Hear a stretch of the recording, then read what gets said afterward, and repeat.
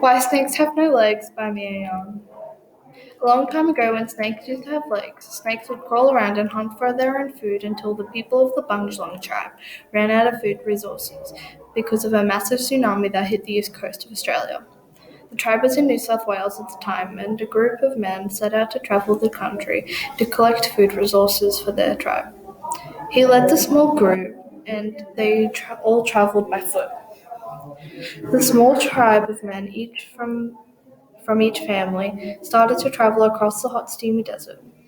They were desperately trying to find a food source to take back to the rest of the tribe. They had to find enough food sources to take back to the tribe. The tribe was setting up the tents to camp that night. One of the men woke up early and cried for help as he saw a snake. All the men woke up and followed the small footprints. After a short time of following the footprints, they came across a snake and the tribe leader spoke up and said, "What a beautiful food source." One of the men captured the snake, and took it back to camp, and they wrapped it up in one of the tents. As a few of the younger men stayed back with the snake, the others headed off to find more creatures. As the men searched high and low, they found more and more snakes and started to capture them in spare tents. They were out all day, and when it started to go dark, they excitedly walked back to the camp with hundreds of snakes. One of the younger men said, "Why don't we do a dance to tell our God that we have food and thank him for this discovery?" And everyone agreed.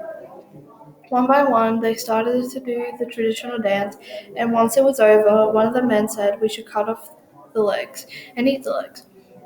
The leader replied, "We can't cut off the legs. We have to ask our God to cast a spell and make the legs fall off." So the men started to dance, and one by one, the snake legs fell off, and as the men danced in joy, the leader started to make a fire to cook all the snake legs and wrap the other legs to save and give to his tribe. As the men realized what he was doing, they all started to make large ferocious fires that went as high as a bird flying in the sky. They cooked all the legs and started to pack them up ready for a long journey home.